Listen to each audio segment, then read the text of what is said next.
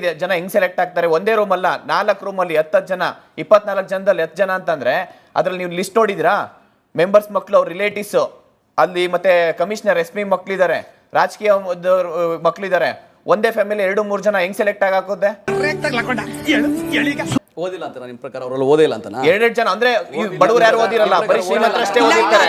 ಒಂದೇ ರೂಮಲ್ಲಿ ಕಂಟಿನ್ಯೂಸ್ ಆಗಿ ಎಲ್ಲರೂ ಓದಿರ್ತಾರೆ. ರಾಜ್ಕುಮಾರ್ ಅವರೇ ಅದಕ್ಕೆ ನಾನು ಹೇಳಿದ್ದು, ಯಾಕೆ ಕಷ್ಟ ಪಡ್ಬೇಕಪ್ಪ, ಹೋಗೋದು ಆ ಮ್ಯಾಜಿಕ್ ರೂಮ್ ಅಲ್ಲಿ ಕೂರೋದು, ಪಾಸ್ ಆಗ್ಬಿಡ್ಬೋದು ಅಂತ. ಒಂದು ಮ್ಯಾಜಿಕ್ ರೂಮ್ ಒಂದಲ್ಲ 2 ಅಲ್ಲ 3 ಅಲ್ಲ 4 ಇದೆಯಂತಲ್ಲ. ಹೈದರಾಬಾದ್ ಅಲ್ಲಿ ಬೇರೆ ಇದೆಯಂತೆ ಮ್ಯಾಜಿಕ್ ರೂಮ್. ಈ ತರ ಒಂದು ಮ್ಯಾಟ್ರೇ ನಮಗ್ ಗೊತ್ತಿಲ್ವಲ್ಲಣ್ಣ. ಇಷ್ಟೆಲ್ಲ ಯಾಕೆ ವಹಿಸ್ಕೊಂತೀರಾ ಸರ್? ಸ್ವತಃ DK ಸುರೇಶ್ ಸರ್ ಹೇಳಿದ್ದಾರೆ, ಹೌದು ಇದು ಹಗರಣ ಆಗಿದೆ, ತನಿಖೆ ಆಗ್ಬೇಕಂತ ಹೇಳ್ಬಿಟ್ಟು. ನೀವು ಆಗಿಲ್ಲ ಅಂತ ಹೇಳಿದ್ರೆ ತನಿಖೆ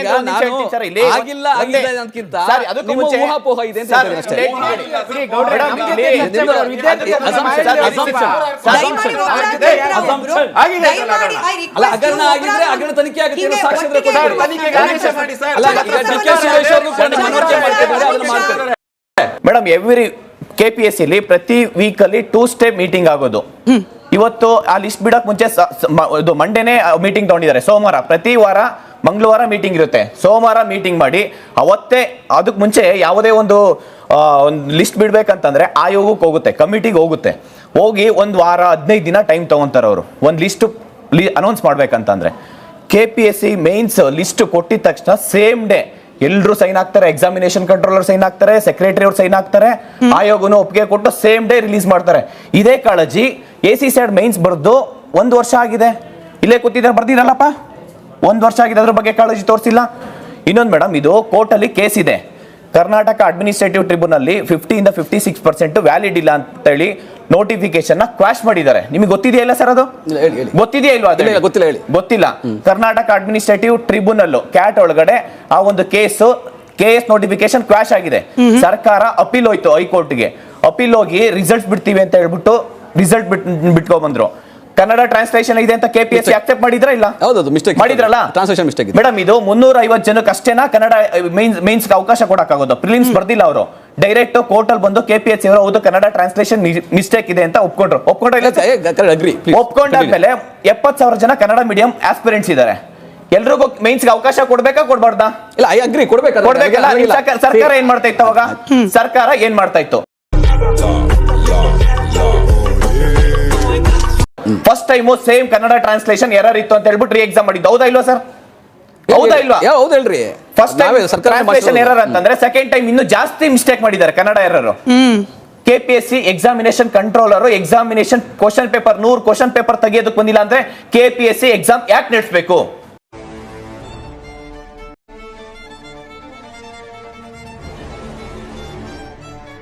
ಇಲ್ಲ ಸರ್. ಈಗ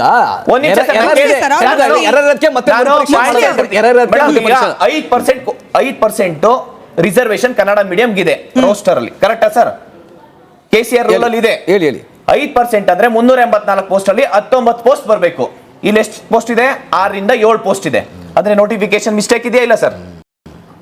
ಈಗ ಗವರ್ನರ್ ಅಸೆಂಟ್ ಮಾಡಿರೋದು ಎಷ್ಟು ಪರ್ಸೆಂಟ್ಗೆ? 50%ಗೆ ಅಕ್ಸೆಪ್ಟ್ ಮಾಡಿದ್ದಾರೆ. ನೋಟಿಫಿಕೇಶನ್ ಆಗಿರೋದು ಎಷ್ಟು ಪರ್ಸೆಂಟ್ಗೆ? 56%ಗೆ. KS ಪ್ರಿಲಿಮ್ಸ್ ಇಂದ ಮೇನ್ಸ್ ಗೆ ಹೋಗ್ಬೇಕಂತಂದ್ರೆ 6% ಅಲ್ಲಿ ಡಿಸ್ಕ್ರಿಮಿನೇಷನ್ ಆಯ್ತಾ ಇಲ್ಲ? ಬೇಕಾ ಬೇಡ? ಅದು ಮೀಸಲಾತಿ ಗೊಂದಲದಲ್ಲಿ ಮಾತಾಡ್ತಾ ಇದ್ದೀನಿ. ಮೀಸಲಾತಿಯ ಇಶ್ಯೂ ಇದೆ.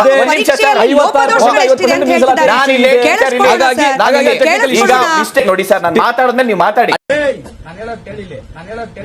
ಟೆಕ್ನಿಕಲ್ ಇಶ್ಯೂಸ್ ಇದೆ, ಹೇಳಿ. ಟೆಕ್ನಿಕಲ್ ಇಶ್ಯೂಸ್ ಅಲ್ಲ ಸರ್, ವ್ಯಾಲಿಡ್ ಪಾಯಿಂಟ್ ಇದೆ. ಇಲ್ಲ ಅಂತ ಹೇಳ್ತೀರಾ? ಈಗ 56% ಕೇಳಿ. ಈಗ 2024 ನವೆಂಬರ್ 8ನೇ ತಾರೀಕು ಕೋರ್ಟ್ ಆದೇಶ ಇದೆ, ಸುಪ್ರೀಂ ಕೋರ್ಟ್ ಆದೇಶ. ಒಂದ್ಸತಿ ನೋಟಿಫಿಕೇಶನ್ ಮಾಡ್ಬೇಕಾದ್ರೆ in between the game of rule change ಮಾಡಂಗಿಲ್ಲ ಅಂತ ಇದೆ. ಒಂದ್ಸತಿ ನೋಡ್ಕೊಂಬನ್ನಿ ಅದನ್ನ. ಆದ್ರೂ ನೀವು ಇಷ್ಟ ಬಂದಂಗೆ ಕೋರ್ಟ್ ಅಲ್ಲಿ ಮತ್ತೆ ಈ ನೋಟಿಫಿಕೇಶನ್ ಕ್ವಾಶ್ ಆಗುತ್ತೆ ಅಂತ ಹೇಳ್ಬಿಟ್ಟು ಅರ್ಜೆನ್ಸಿ ಮಾಡಿರೋದು, ಸೋಮವಾರ ಕ್ರಿಯೇಟ್ ಮಾಡಿರೋದು, ಇದನ್ನ ಲಿಸ್ಟ್ ಬಿಟ್ಟಿದ್ದಾರೆ. ಆ ಲಿಸ್ಟ್ ಒಳಗಡೆ ಸರ್ ಮೇನ್ಸ್ ಎಕ್ಸಾಮ್ ಬರೀಬೇಕಾದ್ರೆ ರಾತ್ರಿ 1-2 ಗಂಟೆ ಮಳೆ ಬರ್ತಾ ಇದೆ. ನಾಳೆ ಎಕ್ಸಾಮ್ ಇದೆ. ಇವತ್ತು ಕೋರ್ಟ್ ಅಲ್ಲಿ ಕನ್ನಡ ಮೀಡಿಯಂಗೆ 350 ಜನಕ್ಕೆ ಅವಕಾಶ ಮಾಡ್ಕೊಟ್ಟಿದ್ದಾರೆ. ರಾತ್ರಿ 1 ಗಂಟೆ 2 ಗಂಟೆ 3 ಗಂಟೆ ಬೀದರಿಂದ ಬೆಂಗಳೂರಿಗೆ ಬಂದು ಅಡ್ಮಿಟ್ ಕಾರ್ಡ್ ಇಸ್ಕೊಂಡು ಬೆಳಗ್ಗೆ ಎಕ್ಸಾಮ್ ಬರೆಯಕ್ಕಾಗುತ್ತಾ? ನೀವ್ ಹೇಳಿ ಸರ್, ಆಗುತ್ತಾ? ಫೋನ್ ಮಾಡ್ಬೋದಾಯ್ತು. ಇಲ್ಲ 70,000 ಜನಕ್ಕೆ ಮೇನ್ಸ್ಗೆ ಅವಕಾಶ ಕೊಡ್ಬೇಕಾಯ್ತು, ಕೊಟ್ಟಿಲ್ಲ. ವೆರಿ ನೆಕ್ಸ್ಟ್ ಡೇ 5ನೇ ತಾರೀಕು ಒಂದೇ ಸೆಂಟರ್ ಅಲ್ಲಿ, ಇಲ್ಲೇ ಬೆಂಗಳೂರು ಸೆಂಟರ್ ಅಲ್ಲಿ ಕಾರ್ ಪಂಚರ್ ಆಗಿದೆ ಅಂದ್ಬಿಟ್ಟು ಎಕ್ಸಾಮ್ ಸೆಂಟರ್ ಅಲ್ಲಿ 2 bundle question paper bundle seal open ಆಯ್ತು. ಹುಡುಗರೆಲ್ಲ ಪ್ರೊಟೆಸ್ಟ್ ಮಾಡಿದ್ರು. ಆ ಪ್ರೊಟೆಸ್ಟ್ ಮಾಡಿದ್ದಾದ್ಮೇಲೆ ಬಂಡಲ್ ನ ಎಲ್ಲಿ KPSC ಸೆಕ್ರೆಟರಿ ಅವರಿಗೆ ಲೆಟರ್ ಬರೆದ್ರು. ಆ ಲೆಟರ್ ತಗೊಂಡಾದ್ಮೇಲೆ ತನಿಖೆ ಮಾಡಿದ್ರು. ಅದ್ರ ಮೇಲೆ ಅದೇ ಹುಡುಗರ ಮೇಲೆ ನೀವು ವಾಪಸ್ FIR ಹಾಕ್ತೀರಾ, ಅವ್ರ ಮೇಲೆ ಆಕ್ಷನ್ ತಗೊಂತೀರಾ, ಯಾಕೆ ಕೊಟ್ಟಿದ್ದೀರಾ ಅಂತ ಹೇಳ್ಬಿಟ್ಟು. ನಮ್ ದೇಶ ರೀ ನಾವು ಕೊಟ್ಟಿರೋ ದೇಶ ಇದು. ಅದ್ರ ಮೇಲೆ ತನಿಖೆ ಆಗಿಲ್ಲ. ಇವತ್ತು ಒಂದೇ ಕ್ಲಾಸ್ ರೂಮ್ ಅಲ್ಲ ಮೇಡಮ್ ಆಗಿರೋದು, ಇದು ಕಂಟಿನ್ಯೂಸ್ ಆಗಿ ಒಂದೇ ಲಿಸ್ಟ್ 4 ರೂಮಲ್ಲಿ ಆಗಿರೋಂಥದ್ದು. 4 ರೂಮಲ್ಲಿ ಇವರು ಒಂದೇ ದಿವಸದಲ್ಲಿ ಮಾನ್ಯ chief secretary Shalini Rajneesh madam Hyderabad ಅಲ್ಲೂ ಇತ್ತ ಕಾಂತ್ ಕುಮಾರ್ ಅವರೇ Hyderabad question paper answer sheet bundle ತಗೊಂಡೋಗ್ಬಿಟ್ಟು ಹೈದರಾಬಾದ್ ದೇವನಹಳ್ಳಿಗೆ ಬರ್ಸಂತ ಅವಶ್ಯಕತೆ ಏನಿದೆ ಸರ್? ಇದ್ರ ಬಗ್ಗೆ ತನಿಖೆ ಯಾಕೆ ಮಾಡಿಲ್ಲ? ಇಷ್ಟೆಲ್ಲ ಆದ್ರೂ ಕೂಡ ಸರ್, ಇಷ್ಟೆಲ್ಲ ಆದ್ಮೇಲೂ ಕೂಡ ಮಾನ್ಯ chief secretary Shalini Rajneesh madam ಏನ್ ಹೇಳಿದ್ದಾರೆ, ತನಿಖೆ ವರದಿ ಕೊಡಿ ಅಂತ ಹೇಳಿದ್ದಾರೆ. ಈಗ ಕಳ್ತನ ಮಾಡಿದವ್ರ ಮನೆಗೆ ಕಳ್ಳ ನೀವೇ ವರದಿ ಕೊಡಿ ಅಂತಂದ್ರೆ, ಕೊಲೆ ಮಾಡಿದವನ್ಗೆ ಯಾವನಾದ್ರೂ ವರದಿ ಅವನ ಪರವಾಗಿ